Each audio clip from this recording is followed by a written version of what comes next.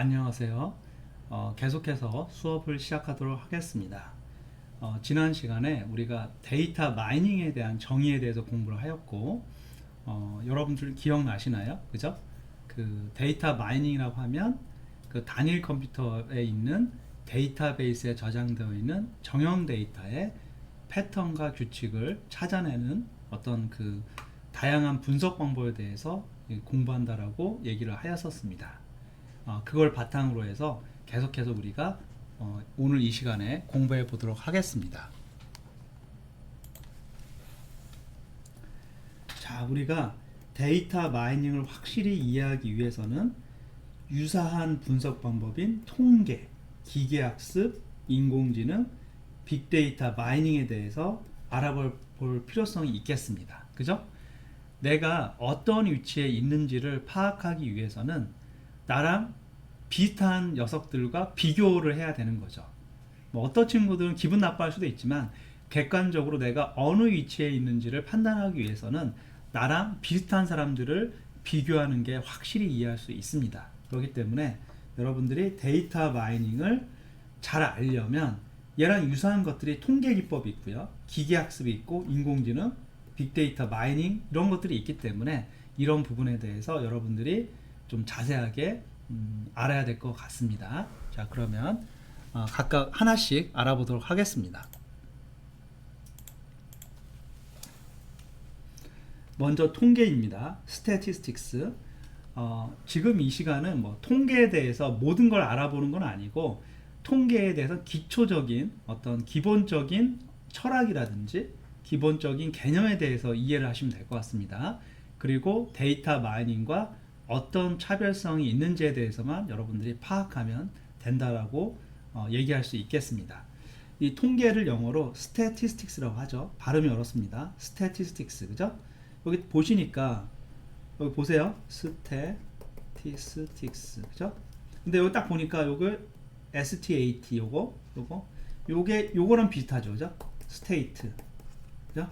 state를 번역하면 우리나라 말로 뭐죠? 그죠? 상태. 또 뭐죠? 국가. 그죠?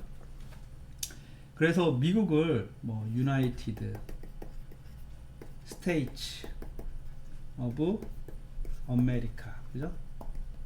그죠? USA라고 하는 거죠. 여기서 말하는 state는 국가를 말합니다. 이 통계가 요 국가라는 의미에서 나왔습니다. 그죠? 이게 통계는 한자에서 비롯됐기 때문에 이제 의미가 파악이 안 되는데, 영어의 어원을 따져다 보면 이게 통계가 어떤 의미인지를 여러분들 알 수 있습니다. 이게 statistic라는 이 용어가 국가라는 뜻에서 나왔구나. 그럼 이게 왜 국가에서 나왔지? 그죠? 여러분들 그 중학교 고등학교 시절에 뭐 4대 문명 이런 거 들어봤잖아요. 4대 문명이 뭐가 있죠? 메소포타미아 뭐 문명, 뭐 이집트 나일강 문명, 그죠? 황하 문명 이렇게 있죠. 예, 이런 문명이 있는데, 이런 뭐죠? 겐지스 문명이라고 하죠. 인도에 있으면 겐지스. 그래서 이제 요 4대 문명은 잘 보시면 커다란 강을 중심으로 해서 이제 사람들이 집단을 이루고 살았고, 그 집단이 커지면서 국가로 발전한 거죠. 그죠? 그러면 국가가 제일 먼저 하는 게 뭐죠? 세금을 걷죠. 그죠? 세금을 걷어서 그 이제 공공재로 사용하는 거죠. 뭐 길을 닦는다든지 건물을 짓는다든지 그 구성원들의 편의를 위해서 세금을 걷어서 이렇게 쓰고, 또 뭐 하죠? 사람 머릿수를 계산해 가지고 징병을 통해서 군대를 모집하죠. 그래서 국가에서 통치를 하려면 기본적으로 뭐 세금이라든지 인구 조사라든지 이런 게 필요합니다. 이런 걸 하다 보니까 이 통계라는 학문이 필요하게 되었던 것입니다. 그렇게 이해하시면 통계라는 게 그렇게 딱딱하고 재미없는 학문은 아니라고 여러분들이 이해하셔야 될 것 같습니다. 자, 내년부터 우리 학과에 수학에 대해서 좀 교양 과목들이 생깁니다. 지정 교양이라고 해서 이제 아무래도 이제 우리 학과 같은 경우는 데이터 분석이라든지 인공지능 쪽에 초점이 맞춰져 있는 학과이다 보니까 그 기초적인 수학적인 배경 지식이 되게 중요한데 그게 너무 부족해요, 학생들이. 심지어 요새는 문과 이과가 이렇게 뭐 완벽하게 나눠져 있지 않아서 문과인 학생이 그 우리과에 오면 수학이 약해서 좀 힘들어하는 경우가 있습니다. 그래서 작년은 아니죠. 작년에 이제 우리가 커리큘럼을 좀 이렇게 손을 보았고 내년부터 2학년 1학기 때는 이제 제가 미적분을 강의를 하고요. 그다음에 2학년 2학기 때 교양 과목으로 통계학은 뭐 신임 교수님 중에 한 분이 하실 것입니다. 그래서 여러분들이 통계에 대해서 좀 자세히 공부할 기회가 있을 것이고 여러분들이 미적분이나 이 통계학은 굉장히 중요합니다. 네.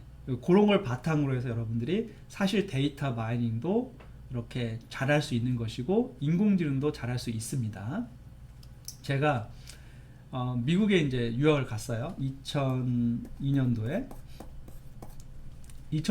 유학을 가서 이제 그 좀 적응하고 이제 2003년도부터 이제 본격적으로 이제 대학원생으로서 연구를 하기 시작했는데 그때 했던 게 이제 그 데이터 마이닝이었습니다. 데이터 마이닝을 이제 공부하고 이 데이터 마이닝 분야에 논문을 써서 이제 박사학위를 받았는데 그 데이터 마이닝을 좀 처음에 공부하려고 보니까 우리 쪽에서는 이제 바이블이라고 하죠. 이쪽 분야에서 뭐 가장 중요한 그 교재라고 할 수 있겠죠. 뭐 컴퓨터 알고리즘에서는 코머가 쓴 뭐 Introduction to Computer Algorithm 이런 책이 되게 유명한데 이 데이터 마이닝 분야에서는 이제 Statistical Learning이라는 이 데이터 마이닝의 그 바이블이라고 할 수 있는 교재가 있습니다. 네. 책도 컬러풀해요, 되게. 하드 카피에 컬러풀한데 그 책을 딱 구입해가지고 처음 보는 순간 거의 눈이 휘둥그레지고 자지러질 뻔했습니다. 너무 수학적인 책이라 뭐 진도가 나가진 않아요. 수학적인 이런 것도 약하면 그런 거죠. 그래서 그 데이터 마이닝 처음 하는데 원래 이제 공대 중에서 수학을 제일 안 하는 학과가 컴퓨터공학과거든요. 저는 이제 공대에 진학할 때 수학을 좀 별로 안 좋아해서 공대 학과 중에서 수학을 제일 안 하는 학과가 어디지? 봤더니 컴퓨터공학이었습니다. 그래서 컴퓨터공학에 왔는데 이제 그 대학원에 가서 데이터 마이닝 공부하다 보니까 이거 수학을 좀 해결하지 않고는 내가 뭐 데이터 마이닝 공부도 할 수 없을 것 같고 졸업도 못 하겠더라고요. 그래서 이제 그때부터 다시 이제 수학 공부를 열심히 해가지고 이제 어느 정도 궤도가 올라가니까 또 수학이 그렇게 재밌더라고요. 또 한때는 또 수학에 빠져가지고 컴퓨터 공학보다 수학이 더 재밌더라고요. 그래서 이게 여러분들이 그 기초적인 그 통계라든지 뭐 미적분이라든지 이런 것들은 좀 여러분들 잘 아셔야 될 것 같습니다. 그렇게 보시면 될 것 같고요. 보시면 일단 그 통계학 같은 경우는 이렇게 이제 기술 통계랑 추론 통계 두 가지로 우리가 구분할 수 있습니다. 그죠? 그래서 여러분들이 통계학 책을 보면 이제 기술 통계, 추론 통계 이런 식으로 두 가지로 우리가 나눠 볼 수 있고 기술 통계는 뭐 descriptive statistics라고 영어로 표현을 하고요. 추론 통계는 inferential statistics 이렇게 표현을 합니다. 그래서 이걸 좀 지워보고 다시 얘기를 해볼까요?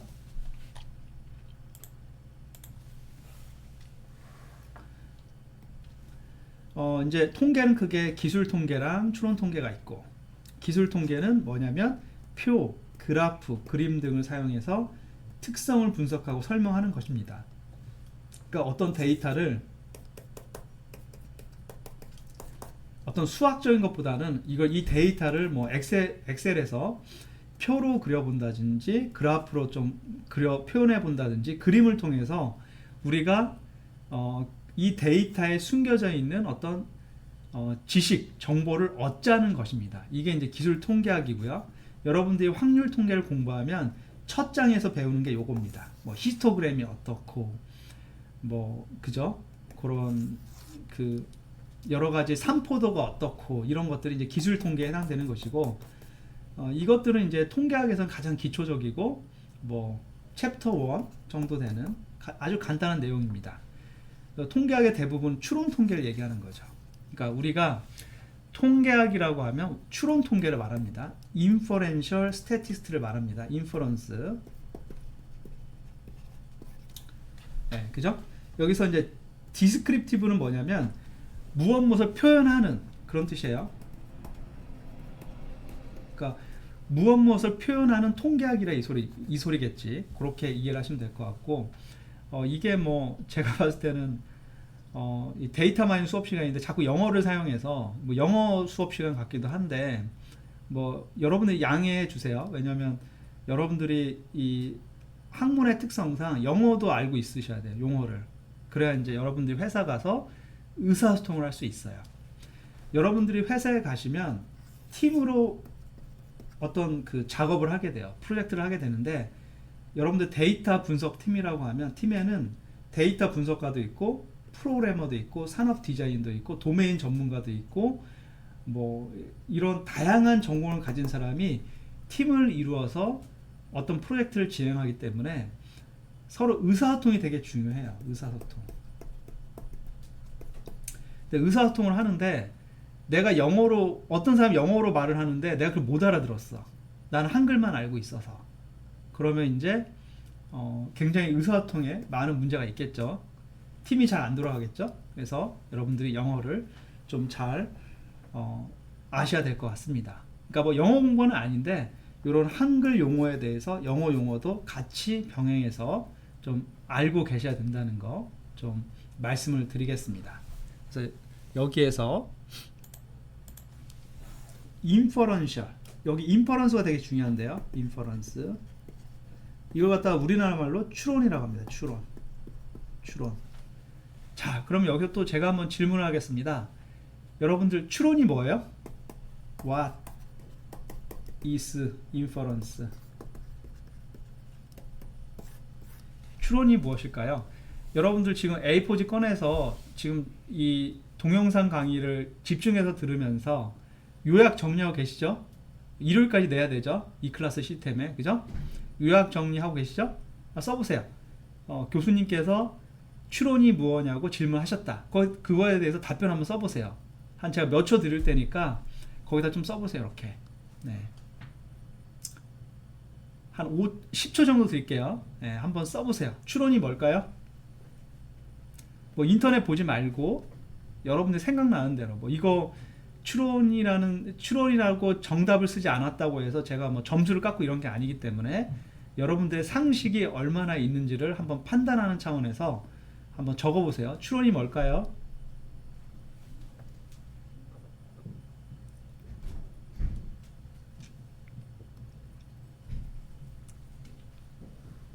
네, 다 적으셨나요? 그죠? 추론. 이게 실시간 강의면 물어볼 텐데 이 동영상 강의여서 좀 제가 질문하고 제가 답변해야 되겠네요. 추론, 인퍼런스. 뭐 이렇게 장황하게 설명하는 것보다 간단한 예제를 가지고 직관적으로 제가 설명을 드리도록 하겠습니다. 여러분들 3단 논법 아세요? 3단 논법. 3단 논법이 뭐죠? A 이꼴 B다. 그죠? B 이꼴 C다. 고로 A 이꼴 C다. 이게 3단 논법이죠. 그죠? 이거 뭐 누구나 다 아는 내용이잖아요. 그죠? 여러분들이 고등학교 때 이런 거 배우잖아요. 3단 논법에서 A면 B, B면 C, 고로 A면 C다. 수학 시간에 배우잖아요. 이렇게 있으면, 그러면 우리가 A면 B다, B는 C다. 이건 우리가 알려진 지식이에요. 요거는 known, knowledge. 알려진 지식이라고요. 그런데 우리가 알려진 지식이고 얘는 unknown. unknown이 뭐죠? 알려지지 않은 지식이죠. 그죠? 그래서 추론이라는 것은 우리가 알려진 지식을 가지고 알려진 지식을 바탕으로 해서 새로운 지식을 얻는 걸 우리가 추론이라고 합니다. 네. 그러니까 데이터베이스에 이러이런 정보가 있어. 그래서 그래서 여러분들이 데이터베이스 공부하는 건 이미 알고 있는 지식을 꺼내고 싶은 거야. SQL문을 사용해서 검색을 통해서 알고 있는 지식을 꺼내고 싶은 거야. 이게 이제 데이터베이스의 용도고, 통계학에서 추론이라고 하는 것은, 통계학에서는 추론이 제일 중요합니다. 추론이 중요한데, 인퍼런스라는 건 알려진 지식을 바탕으로 해서 새로운 지식을 얻는 과정을 우리가 추론, 인퍼런스라고 합니다. 이해하셨죠? 이제 인퍼런스에 대해서 확실하게 여러분들이 이해했을 거라고 생각이 듭니다. 자, 그러면 왜 통계학에서 거의 그 통계학에서 10%가 기술 통계라고 하면 나머지 90%는 추론 통계, inferential statistics를 말합니다. 그죠? 그럼 왜 추론 통계가 중요하느냐? 그러니까 통계학에서 가장 기초적인 백그라운드는 뭐냐면 요겁니다. 이 그림으로 제가 설명을 드릴 수 있겠습니다. 네. 여러분들이 통계학을 공부하다 보면 뭐 가설검정이니 뭐 확률 분포니 뭐 이런 거 배워요. 근데 마찬가지로 학생들한테 통계 왜 배우는 건데? 라고 말하면 답변을 못해요. 예. 가설검정 이렇게 하는 건데, 이렇게 계산하는 건데 라고 설명을 할 수 있는데, 베이지안 확률이 이런 건데 라고 설명을 하는데, 궁극적으로 통계학을 왜 사용하는 건데? 라고 말하면 학생들이 꿀먹은 벙어리가 됩니다.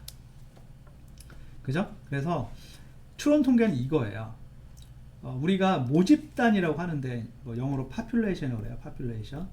교수님, population은 인구 아닌가요? 맞아요.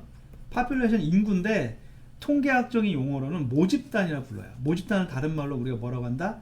전체 데이터라고 해요. 전체 데이터.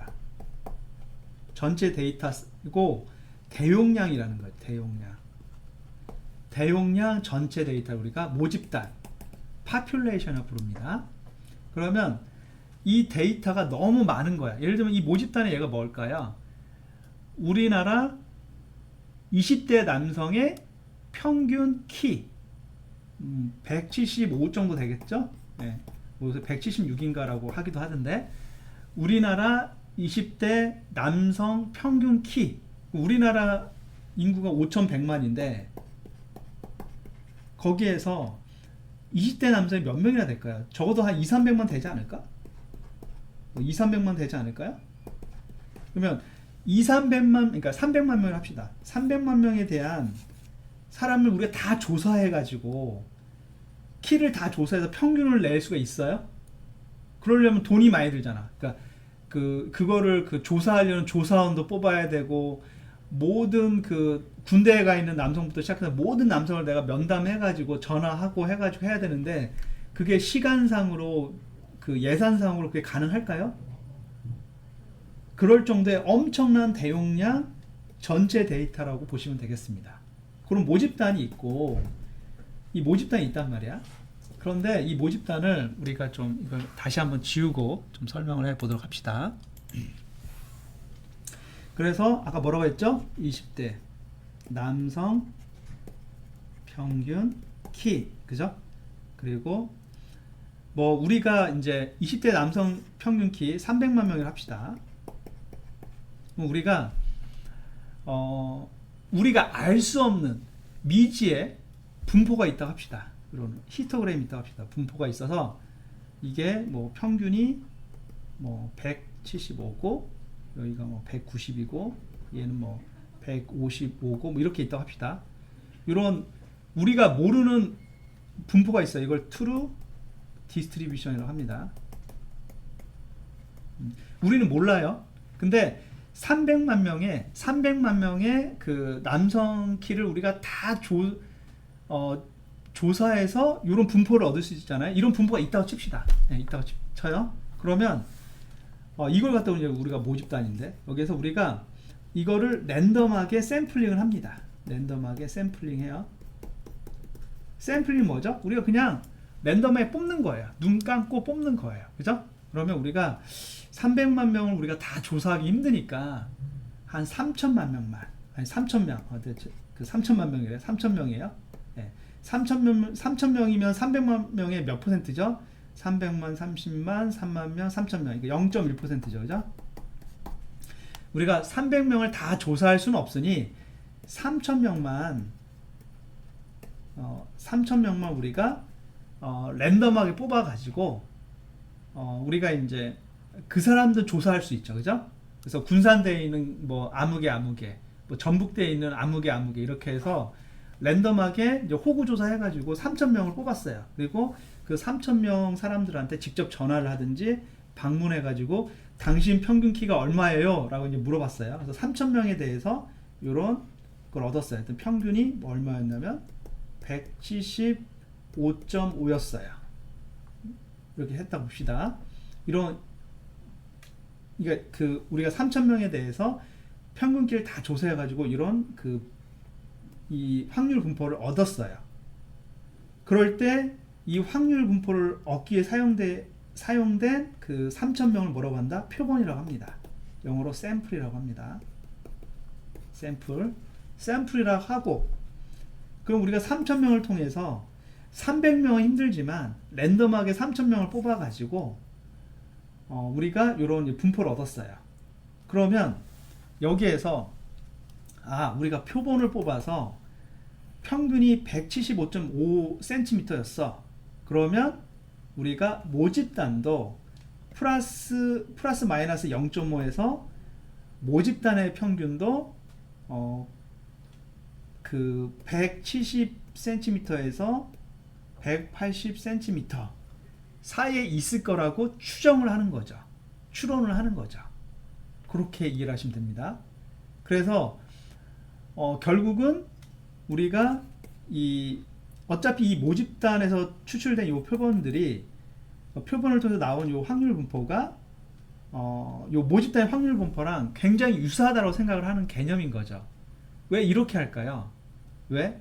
모집단이 워낙에 대용량이고 우리가 이걸 다 조사할 수 없으니 우리가 샘플을 뽑아서 샘플을 조사해서 분석해서 그 어떤 그 분포를 우리가 이해하고 그걸 바탕으로 해서 모집단을 추론하자 이겁니다. 이게 기본적으로 그 통계학에서의 기본 패턴이라고 보시면 될 것 같아요.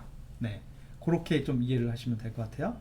그래서 이것은 만약에 모집단의 분포랑 표본의 분포가 유사하다면 우리가 3,000명을 랜덤하게 뽑았지만 사실은 그 3,000개의 어떤 그 데이터를 이 확률 분포를 통해서 뽑은 게 되는 것이죠. 그죠? 그렇게 우리가 이해할 수도 있는 것입니다.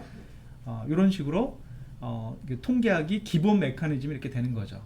정리하면 다시 한번 말씀드리도록 하겠습니다. 통계학의 기본 메커니즘 뭐라고요? 모집단이 있어. 근데 이 모집단을 우리가 다 조사할 수 없으니 우리가 랜덤하게 표본을 추출해서 그 표본을 분석해서 나온 결과를 바탕으로 평균이 이렇게 나왔으니까 모집단도 이럴 것이다 라고 통계적으로 추론하는 것을 우리가 기본적인 통계학이라고 보시면 되겠습니다. 네, 이렇게 여러분들이 이해를 하시고요. 다음은 빅데이터에 대해서 좀 얘기해 보도록 하겠습니다. 빅데이터, 그죠? 보니까 큰 데이터네요. 큰 데이터인데 빅데이터는 단지 큰 데이터만을 의미하지는 않습니다. 그러니까 큰 데이터가 그 필요 조건이긴 한데 충분 조건은 아니에요. 그죠? 필요 조건, 충분 조건. 빅데이터는 큰 데이터를 말하는구나 라고 하는 이 명제가 필요 조건은 되는데 충분 조건은 안 된다는 거지. 그러니까 뭐가 더 필요하다는 거지. 그죠? 그래서 빅데이터는 크게 그 우리가 이제 그 정의할 때 뭐 3V, 4V, 5V, 7V 이렇게 나오는데 뭐 지금은 빅데이터 수업 시간이 아니고 빅데이터는 2학기 때 자세히 공부하도록 하고 빅데이터의 가장 기본적인 그 개념만 좀 이해하도록 합시다. 빅데이터의 가장 대표적인 게 3V입니다. 3V. 우리가 3V에 대해서 얘기해 보도록 합시다. 빅데이터는 말이지 일단 데이터 커야 된다. 큰 데이터. 어느 정도 커야 되느냐? 테라바이트 정도? 그렇게 얘기하는 겁니다. 요 큰 데이터. 사실 잘못됐고요. 이건 몇 년 전에 나온 자료이기 때문에 페타바이트입니다. 페타바이트는 얼마죠? 테라바이트를 1000배하면 페타바이트 됩니다. 페타바이트는 1000 곱하기 테라바이트라고 보시면 됩니다.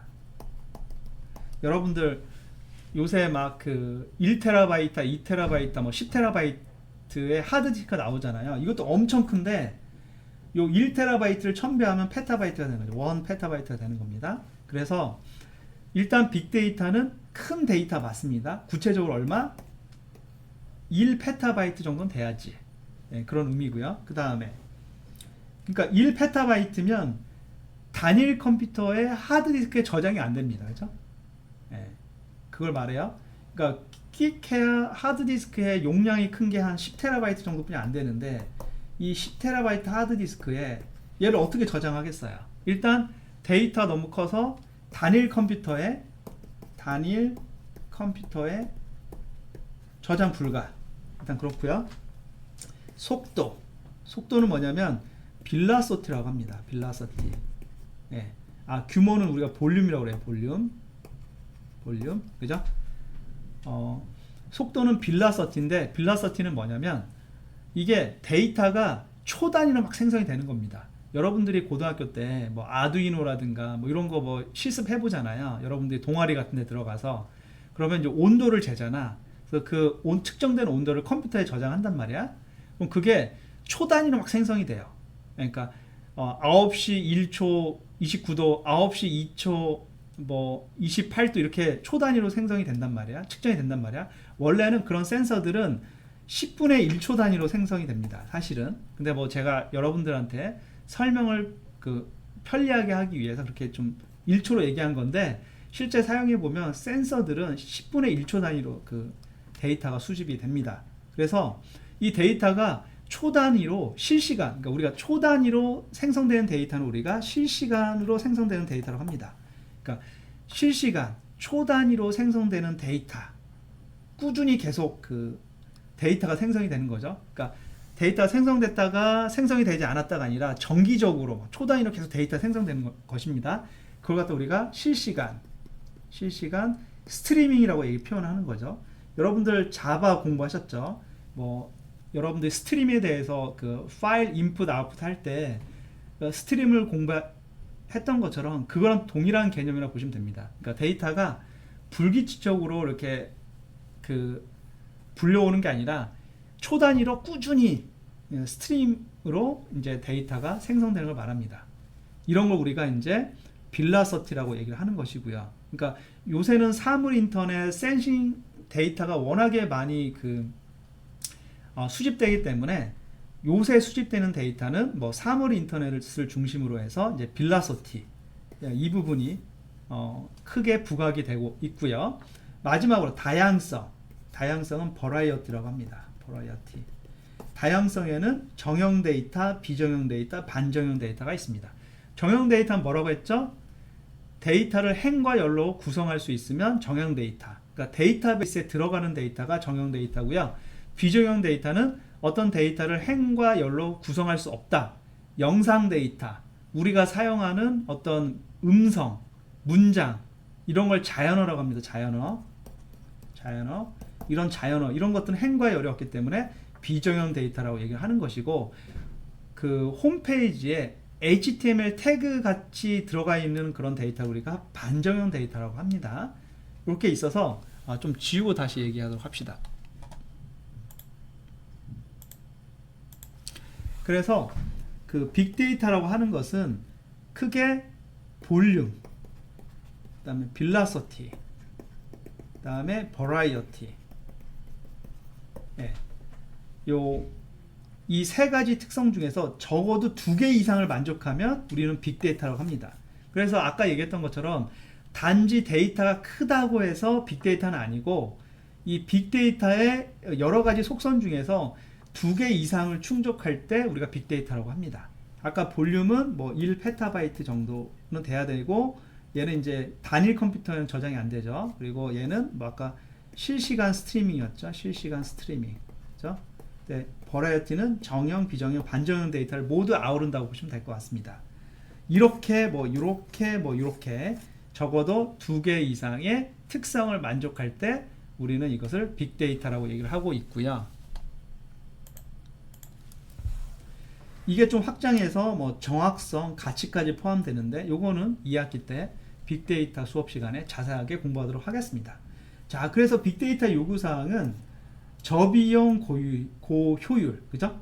그러니까 이 큰 데이터가 단일 컴퓨터에 저장이 안 돼요. 그럼 또 컴퓨터 또 새로 구입해서 또 데이터를 저장해야 되잖아. 그렇게 되면 돈이 많이 들어가는데 어떻게 하면 돈을 적게 쓰면서 우리가 그 대용량 데이터를 잘 저장할 것이냐, 이런 말을 하는 것이고요. 요 하드디스크에 저장되어 있는 이 빅데이터를 어떻게 우리가 빠르게 처리할 거냐, 병렬 처리하겠다는 건데 뭐 이런 것들에 대한 요구사항이 있고요. 그러니까 보통 빅데이터는 단일 컴퓨터에 저장되지 않고 처리될 수 없는 걸 우리가 빅데이터라고 합니다. 그러니까 다시 말씀을 드리면 여러분들 데스크톱 PC나 노트북에서 저장할 수 없고 처리하기에는 너무 느린 그런 데이터를 말하는 것이고, 그렇기 때문에 기존의 기술로는 우리가 빅데이터를 처리할 수 없어요. 그래서 단일 컴퓨터가 아니라 분산 컴퓨터를 사용하게 됩니다. 이 분산 컴퓨터 좀 볼까요?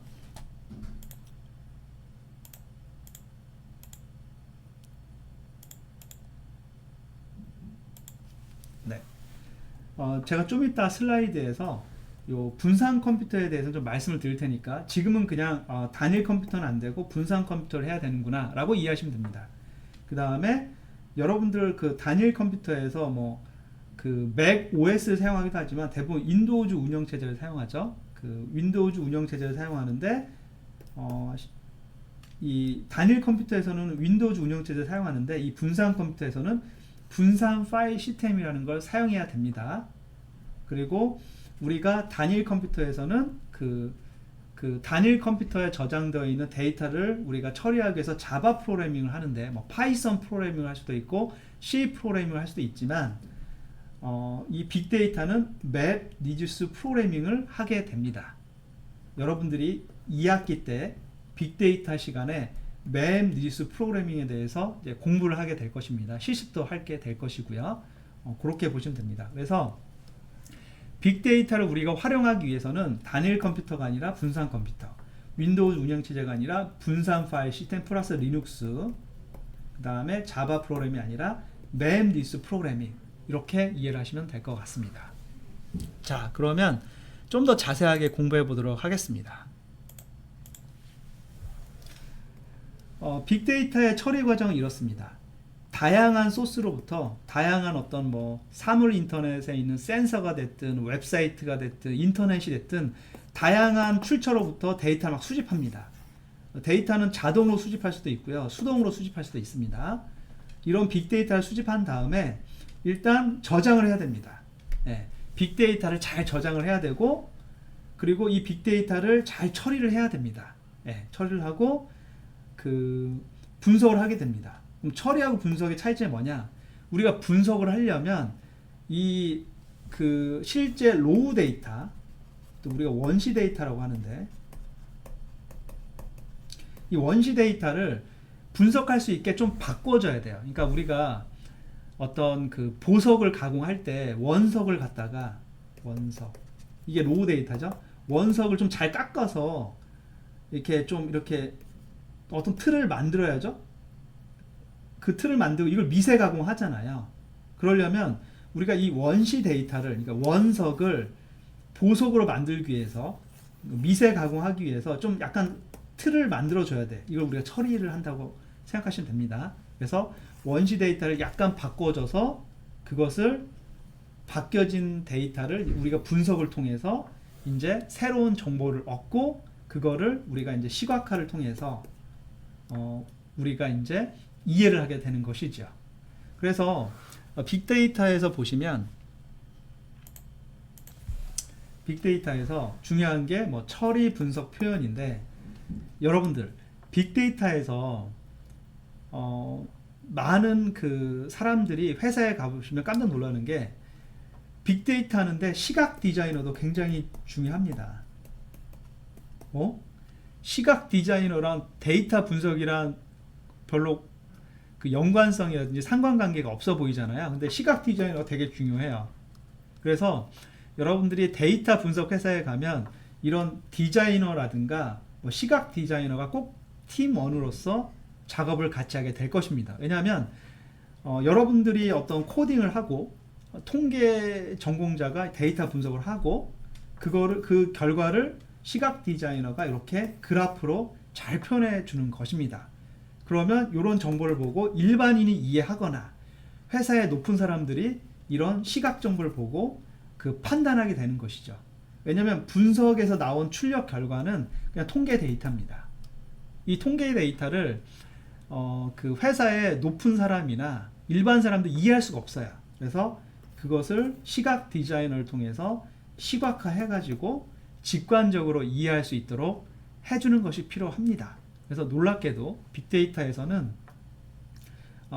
어떤 데이터를 그 데이터베이스에 저장하고 프로그램을 작성해서 데이터를 처리할 수 있는 능력을 가진 컴퓨터 프로그래머, 소프트웨어 전공자, 그 다음에 이런 통계학 기반의 데이터 분석할 수 있는 통계학 전공자 혹은 소프트웨어 전공자, 그 다음에 이런 이 분석을 통해 나온 결과를 우리가 시각화하는 시각 디자이너, 그리고 데이터를 수집할 때 이 어떤 데이터의 특성이 있으니까 그거에 맞게 데이터를 수집하라고 조언을 할 수도 있고, 이 데이터를 분석할 때 이 데이터의 특성이 이러이러한 것입니다 라고 조언을 해주는 도메인 전문가도 있는 거죠. 예를 들면 우리가 교통 체증에 대해서 우리가 이제 어떤 분석을 하고 싶어요. 그런데 우리 컴퓨터 프로그래머나 통계학자나 시각 디자이너가 교통 관련돼서 우리가 교통 관련된 지식이 1도 없습니다. 그럼 누군가 그걸 조언을 해줘야 돼요. 그런 사람 우리가 도메인 전문가라고 보시면 되겠습니다. 제가 이런 일화가 있었습니다. 제가 2년 전에 경찰대학에 갔었어요. 경찰대학에 거기에 회의가 있어가지고 이제 경찰대학에 이제 가서, 경찰대학이 충남 어디더라? 제가 정확하게 지명이 기억이 안 나는데 충남 서산인가 하여튼간 뭐 그쪽에 있었던 것 같습니다. 경찰대학에 가서 회의를 하는데 그 회의의 요지가 뭐냐면 이제 빅데이터 분석을 통해서 범죄 예방을 하는 시스템을 만들겠다 이거야. 그래서 각계각층의 전문가가 모였습니다. 저는 이제 빅데이터 전문가로 이제 참여를 했던 거고, 그런데 이제 뭐 그 시스템에 대해서 얘기를 들어보고 제가 이제 뭐 조언을 해줬어요. 네, 조언을 해줬는데 어떻게 조언을 해줬냐면 그 시스템이 이런 시스템이 있었어요. 그러니까 그 CCTV를 이제 뭐 예를 들면 지금은 이제 경찰 조직이 어떻게 되는지 잘 모르겠는데 뭐 이렇게 그 파출소가 있고, 파출소가 있나요? 지금 치안센터인가? 치안센터가 있고 뭐 경찰서가 있고 그렇잖아요. 경찰서. 파출소가 이렇게 동마다 있을 거잖아요. 그죠? 동마다 파출소가 이렇게 있는 거지. A 파출소, B 파출소, C, D, E 이렇게. 그런데 거기에서 경찰대학 관계자가 뭘 얘기했냐면 쉽게 말하면, 원래는 그게 아닌데 좀 더 복잡한데 제가 여러분들 쉽게 얘기하기 위해서 좀 순화해서 말하면, 이런 도로가 있잖아요. 이렇게 도로가 이렇게 있으면 도로마다 가로수마다 CCTV를 설치하겠다 이거야. CCTV를 설치하겠다. 뭐 정확한 내용은 아니지만 하여튼간 여러분들의 이해를 돕기 위해서 좀 제가 좀 바꿔서 얘기하는 것입니다. 도로마다 이렇게 CCTV를 막 설치한다 이겁니다. CCTV를 설치하는데 거기 경찰대학 관계자가 어떻게 얘기를 하냐면 자기네는 CCTV를 A, B, C, D, E 이런 파출소 앞에다만 설치하겠다 이겁니다. 예를 들면. 네. 그래서 제가 얘기했죠. 데이터 분석가로서 이건 말이 안 된다. 아니 도로마다 가로수마다 CCTV를 설치해야지 왜 동에만 설치하느냐, 이런 취지로 설명했습니다. 그랬더니 이제 경찰대학 관계자가 하시는 말씀이 뭐 이런저런 이유를 들어서 뭐 예산과 인력의 효율화를 위해서 뭐 그런 것들을 A, B, C, D 이런 데만 설치하는 게 타당하다라고 말씀을 하시는데 그게 이해가 되더라고요. 네. 그래서 그걸 보면서 느꼈던 점이, 확실히 내가 도메인 전문가가 아니고 그냥 단순히 데이터 전문가이다 보니까 도메인에 대해서 잘 모르기 때문에 데이터 분석할 때 오류가 발생할 수도 있겠구나, 이런 생각을 많이 했었어요. 그래서 그런 과정이 있다는 거. 그래서 여러분들이 회사에 가서 데이터 분석을 하게 되면 도메인 전문가가 팀원으로서 활동하게 되는 것입니다. 그 사람의 조언을 받아서 데이터를 처리하고 분석하게 된다라고 보시면 될 것 같습니다. 그때 요 CCTV가 아니었고요. 뭐 어떤 예측 시스템을 만들어서 뭐 우리가 이제 과거 몇 년 동안의 그 사건 데이터를 분석해 가지고 이제 예측을 하는 겁니다. 그러니까 이 가로수에는 뭐 살인 사건이 있었다. 그리고 이 지점에서는 뭐 절도 사건이 있었다. 이걸 갖다가 분석해 가지고 가장 그 많이 사건이 발생한 지점을 시간대를 예측해 가지고 그 시간대에 경찰 그 인력을 파견해서 순찰을 돌겠다 이거였습니다. 그러니까 그런 관점이기 때문에 저는 그러면 모든 도로, 모든 이런 쪽에 다 그 저기 예측을 해야지 왜 그 파출소 단위로 예측을 하느냐라고 얘기를 했더니 이제 예산이나 뭐 이런 그 인력 이런 부족 때문에 그렇게는 못하고 어떤 파출소에 그 예측을 하게 되면 그 파출소에서 즉시 그 해당 지역에 간다라고 하더라고요. 그 얘기를 듣고 그럴 수 있겠구나라는 생각을 하였었습니다. 그래서 도메인 전문가의 지식이 상당히 중요합니다. 데이터 분석할 때는. 그렇게 여담을 말씀드리고 넘어가도록 하겠습니다. 자, 빅데이터의 어떤 특징이 뭐였죠? 여러분은 기억나는 거 하나만 꼽아주세요. 빅데이터는 단일 컴퓨터에 저장이 안 된다. 단일 컴퓨터에 저장이 안 된다. 왜? 단일 컴퓨터에 저장을 못하니까 데이터의 크기가 너무 커가지고 단일 컴퓨터에 저장이 안 되기 때문에 그 빅데이터인 것이죠. 그죠? 그러면 이 빅데이터를 단일 컴퓨터에 저장을 못하면 어떻게 하죠? 방법은 한 가지지. 여기 빅데이터가 있습니다. 요 빅데이터 단일 컴퓨터에 저장하는 것이 불가능할 정도로 엄청나게 크기가 큰 데이터를 말하는 것이죠. 요 빅데이터가 있는데 하나의 컴퓨터에 이 빅데이터를 저장할 수 없으면 방법은 쪼갭니다. 요 빅데이터를 이렇게 나누는 거죠. 쪼개가지고 요 빨간색 조각은 이 컴퓨터에 저장을 하고 요 녹색 부분은 이 컴퓨터에 저장을 하고 요 청색 데이터는 요 컴퓨터에 저장을 하면 데이터를 쪼개서 분산 저장을 할 수 있죠. 그죠? 그래서 이제 분산 시스템이라고 하는 거죠. 그죠? 이해하셨나요? 빅데이터를 단일 컴퓨터에 저장할 수 없으니까 빅데이터를 쪼개서 그 조각들을 우리가 각각의 컴퓨터에 저장을 하는 것입니다. 이건 가능하죠. 예, 그렇게 보시면 돼요. 그죠? 그래서 이런 빅데이터를 이렇게 쪼개서 저장했습니다. 이걸 뭐라고 한다? 분산 저장한다고 합니다. 분산 저장한다고 합니다. 그러면 데이터가 원래 빅데이터가 분산 저장되어 있잖아요. 그죠? 분산 저장되어 있기 때문에 지금 그 세대의 컴퓨터에 분산 저장되어 있기 때문에 이 세대의 컴퓨터를 마치 하나의 컴퓨터처럼 동작을 시켜야 되죠. 그죠?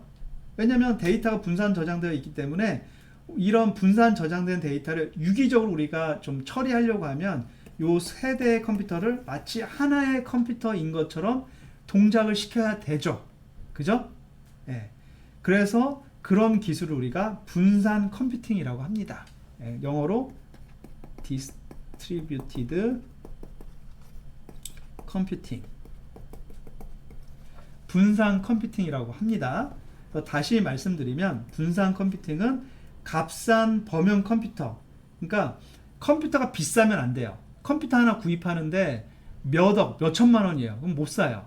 그냥 여러분들 집에서 사용하는 PC 한 30만 원이면 살 수 있는 그런 PC, 그런 값싼 범용은 뭐냐면 아무거나 할 수 있는, 뭐 우리가 문서 작업도 하고 게임도 할 수 있고 뭐 음악도 들을 수 있고 특수한 목적을 위해 사용되는 컴퓨터가 아니라 아무 일이나 할 수 있는 컴퓨터를 우리가 범용 컴퓨터라고 합니다. 영어로 General Purpose라고 합니다.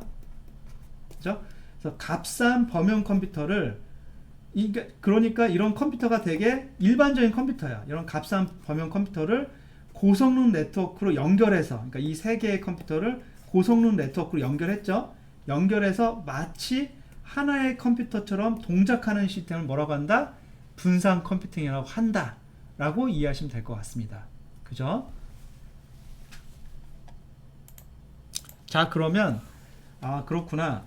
빅데이터를 저장하기 위해서 여러 개의 값상 컴퓨터를 고성능 네트워크로 연결해서 마치 하나의 컴퓨터로 연결하는 시스템을 우리가 그 빅데이터를 저장하는데 필요한 시스템이구나 라고 이해할 수 있고, 이 시스템의 이름을 뭐라고 부른다? 클러스터 시스템을 부릅니다. 클러스터 시스템 뭐라고 한다고요? 클러스터 시스템, 클러스터 시스템을 부르고 혹은 분산 처리 시스템을 합니다. 분산 처리 시스템. 네. 디스트리뷰티드 프로세싱 시스템. 그죠? 우리가 클러스터 시스템이거나 혹은 분산 처리 시스템이라고 부릅니다. 클러스터 시스템, 디스트리뷰티드 프로세싱 시스템 이렇게 부릅니다. 용어를 잘 이해하시고요. 얘를 뭐라고 부른다고? 클러스터 시스템, 분산 처리 시스템 이렇게 부릅니다. 그럼 여기에서 여담으로 좀 말씀드리면, 아니 데이터가 분산 저장되니까 분산 처리 시스템을 이해하겠는데 클러스터 시스템 뭐지?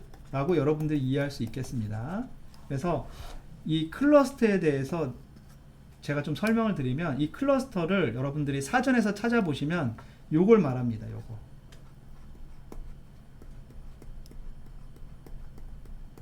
뭐처럼 보이나요?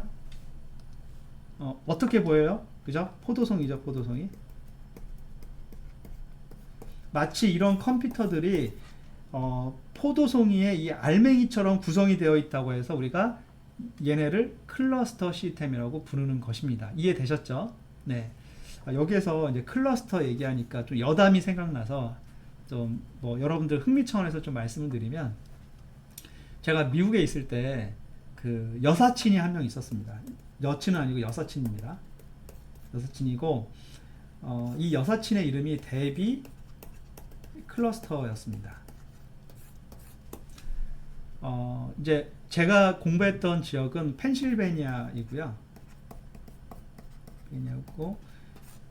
우리 한반도의 한 3분의 2 정도 크기에 한 2천만 명 정도 있고요. 그리고 98%가 백인입니다. 백인으로 구성된 지역이라고 보시면 될 것 같아요. 요 데비 클러스터도 그 데비 클러스터의 조상이 저기 영국 옆에 있는 아일랜드에서 살다가 미국으로 이민 온 그런 그 가정이고요. 그러니까 아일랜드계 미국인인 거죠. 아일랜드계 미국인. 근데 아일랜드도 좀 아픈 역사가 있습니다. 그러니까 마치 한국과 그 일본과의 관계처럼 그 제국주의 시절에 이제 영국이 아일랜드를 식민지로 만든 거죠. 그때 인구 한 600만 명 됐다고 합니다. 600만 명. 그런데 1800년대 초반에, 중초반에 한 40년이었던 것 같은데 1840년 이렇게 됐던 것 같은데, 아일랜드에 엄청난 대기근이 발생해서 많은 사람들이 굶어 죽었다고 합니다. 그래서 3분의 1이 아사했고 3분의 1이 못 견뎌서 미국으로 이민했다고 합니다. 그 당시에 좀 말이 많았던 게, 영국 정부에서 그 기근이 발생했을 때 좀 이렇게 적극적으로 도와줬으면 3분의 1이면 200만 명이잖아요. 200만 명이 죽지 않아도 됐을 텐데 그냥 방치해서 수많은 아일랜드계 사람들이 사망했고, 아일랜드 사람이 영국인을 생각하는 것은 한국인이 일본인을 생각하는 건 동일하다고 보시면 될 것 같아요.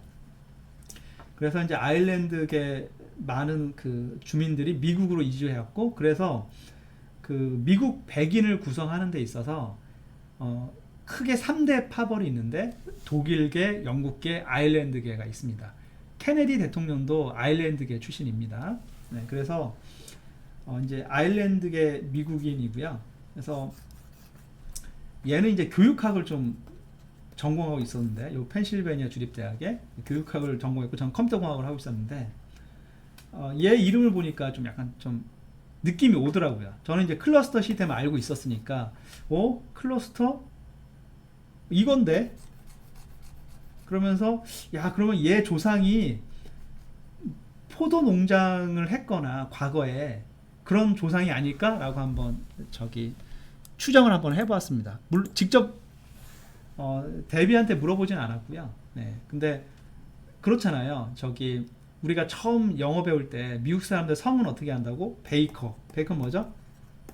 이 조상이 빵을 굽던 사람이죠. 그죠? 그 다음에 스미스. 이 성을 가진 사람의 조상은 대장장이었죠. 그죠? 피셔. 조상이 어부였죠. 클러스터. 조상이 포도 농장을 운영하지 않았을까? 뭐 이런 생각을 해 보았습니다. 뭐 이런 식으로 해서 제가 이제 내가 공부해서 배웠던 이런 용어랑 실제 만났던 친구랑 좀 대비가 되니까 되게 재밌더라고요. 네. 그래서 좀 재밌을 것 같아서 여러분들한테 좀 말씀을 드렸습니다. 자, 이렇게 해서 오늘도 시간이 다 되었고요. 오늘은 여기서 마치도록 하겠습니다. 오늘도 좀 이렇게 뭐 아주 머리 써가면서 공부할 내용보다는 뭐 여러분들한테 흥미를 좀 주기 위해서, 좀 어그로를 끌기 위해서 좀 이렇게 여담도 얘기하면서 좀 말씀을 드렸던 것 같습니다. 뭐 여러분들이 딸딸딸 암기하는 것보다도 대충 흐름을 좀 잘 이해하시면 큰 도움이 되실 것 같습니다. 또 이런 부분들은 3학년 2학기 때 빅데이터 시간에 다시 한번 다룰 거니까 그 시간에 자세하게 공부해 보도록 하겠습니다. 그럼 오늘 수고하셨고 다음 시간에 뵙도록 하겠습니다. 감사합니다.